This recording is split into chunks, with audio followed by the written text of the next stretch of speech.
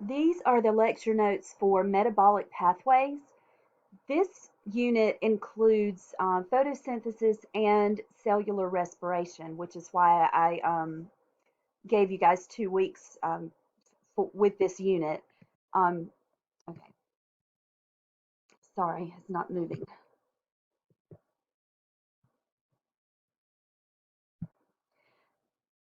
All right. So before we go into specifically cellular respiration or photosynthesis, as far as the stages and the specifics of each process, we need some background. So sometimes chemical reactions are catabolic reactions. That means they are breakdown reactions. Any catabolic reaction is a breakdown reaction. And in this chapter, our biggest example of a catabolic reaction is going to be cellular respiration. This is a reaction that breaks down glucose eventually into carbon dioxide and water and uses the energy stored within the bonds of the glucose molecule to help produce ATP, adenosine triphosphate. And this is the molecule that our cells use for energy. So catabolic reactions break larger molecules into smaller pieces. Um, this is an example of three of the stages. This shows you three of the stages of cellular respiration. Um, there are four total stages, and what you're seeing here is the outer membrane of the mitochondria, and then the inner membrane of the mitochondria, which you can see are both phospholipid bilayers. The inner membrane actually forms folds within the mitochondria called cristae. So really, if you were looking at a mitochondrion, here's the outer membrane, and then the inner membrane would look something like this. Um, that folded inner membrane is what we're looking at here. This is a representative of that folded inner membrane. So the first reaction in cellular respiration is called glycolysis, and it occurs in the cytoplasm. And glycolysis breaks down glucose into smaller molecules. Those smaller molecules are eventually converted into molecules that enter this reaction, which is the citric acid cycle or Krebs cycle.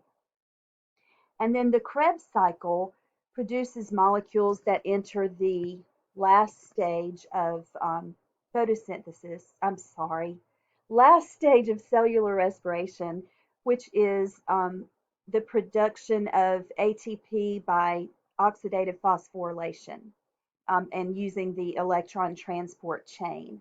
So we can see a couple of things here that we're going to discuss, and that is phosphorylation is just adding a phosphate to a chemical.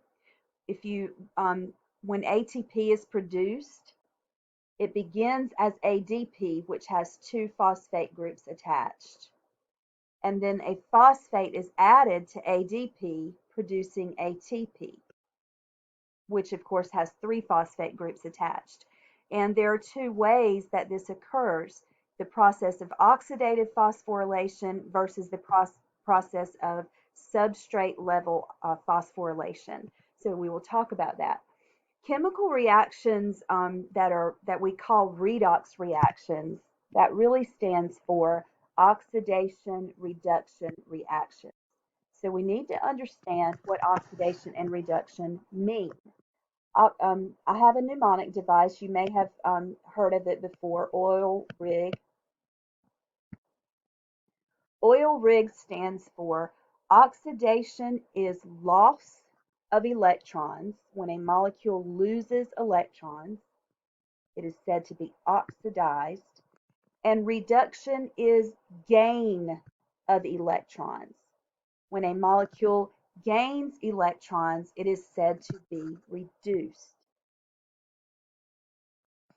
And in order to really understand this by looking at a chemical reaction, you have to understand what a hydrogen atom really consists of. A hydrogen atom actually consists of one proton, which of course is positively charged and is often written as just the hydrogen ion. And another thing that the hydrogen atom consists of is an electron, one electron. So anytime you see hydrogen in a chemical formula, that hydrogen is a source of hydrogen ions and electrons. Hydrogen ions and electrons. And so those electrons can be donated to another molecule. And when that happens, that is the definition of a redox reaction. Any molecule that contains those hydrogen atoms and is used to um, donate those um, electrons from the hydrogen atom is called the reducing agent. And any molecule that accepts the electrons from the hydrogen atom is called the oxidizing agent. Okay, so this is a redox reaction that involves carbon, and I'm just going to move on to a different one because this doesn't really, we don't really, this is just information that just takes more time and we don't need to go over it because we're going to go over and discuss a reaction called cellular respiration that begins with a molecule that we know as glucose, which is a molecule that contains carbon, hydrogen, and oxygen. And glucose will react with oxygen gas to produce water and carbon dioxide. And then ATP also is a byproduct of this reaction. So the glucose in this reaction is the reducing agent. So glucose is oxidized. Glucose is the source because of all of these hydrogen atoms. One molecule of glucose has 12 hydrogen atoms. So glucose is said to be the reducing agent, and it's also said to be oxidized. Okay, so glucose is oxidized during cellular respiration, which is, of course, an example of a redox reaction.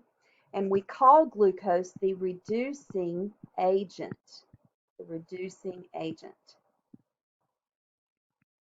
And it is oxidized and eventually produces carbon or formed into carbon dioxide. Oxygen is reduced because oxygen gains hydrogen and becomes water. Okay, so glucose is oxidized and produces, or and is it's formed into carbon dioxide because it donates those hydrogen atoms, which are sources of electrons. All right, we also need to talk about coenzymes.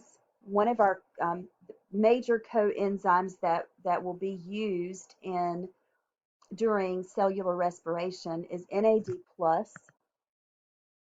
NAD plus serves as an oxidizing agent. And what that means is it will accept electrons in the form of hydrogen atoms and it will become NADH. And then the NADH can serve as a reducing agent that donates hydrogen ions and electrons to a chemical reaction. So our two reducing agents that we will be dealing with in cellular respiration are NADH and FADH2. FADH2 is produced from FAD. So NAD plus and FAD are the oxidizing agents, and then NADH and FADH2, NADH and FADH2 are the reducing agents that we're going to see during cellular respiration. All right, so this slide is explaining ATP, which of course we know is adenosine triphosphate. The adenosine part consists of adenine and the sugar ribose, which is a 5-carbon sugar. And then the phosphate portion, the triphosphate portion, is shown here. These are 3 phosphate groups. And most of the energy is stored between the second and third phosphate group. So when ATP breaks down and loses a phosphate group, loses that third phosphate group, it releases a large amount of energy. That's the reason that we use ATP in our cells to give us energy. So down here at the bottom, as ATP is used for energy, a phosphate group, or sometimes 2, are detached and used to produce ADP or AMP. ADP is adenosine diphosphate and AMP is adenosine monophosphate. So ATP functions as the energy currency for cells. The currency that we use in society to buy things is cash. Um, and so when cells need energy to carry out a process, some type of cellular process, they use ATP. This is showing one way that a chemical is phosphorylated by ATP. This is an example of substrate level phosphorylation, just this process, substrate level phosphorylation. Substrate level phosphorylation means that some chemical, this green helical molecule that you see here, is our substrate. And our substrate is going to be phosphorylated by the breakdown of ATP. When ATP breaks down, it breaks down into ADP, which only has 2 phosphate groups. So it also donates a phosphate group, which is added on to our substrate, which is chemically bonded to our substrate. And so that phosphate that is lost from ATP is donated to our substrate, and that's substrate level phosphorylation. We also can have the production of ATP by substrate level phosphorylation. So we will also see ATP produced by the addition of a phosphate group, and that phosphate group coming from another molecule, okay? So we will see that during cellular respiration as well. In cellular respiration, 90% of the ATP that is generated is derived from a process called chemiosmosis. This process takes place in the mitochondria. We've discussed it. Now you see a different view of this process. You can see the outer membrane of the mitochondria here, and you can see the inner membrane that forms the folds called cristae here. Chemiosmosis uses oxygen, and for this reason is known as oxidative phosphorylation. So this is synthesizing ATP by oxidative phosphorylation. So there's substrate level phosphorylation and oxidative phosphorylation. Oxidative phosphorylation is a process that's pretty complicated, so I'm going to go into that in the next lecture.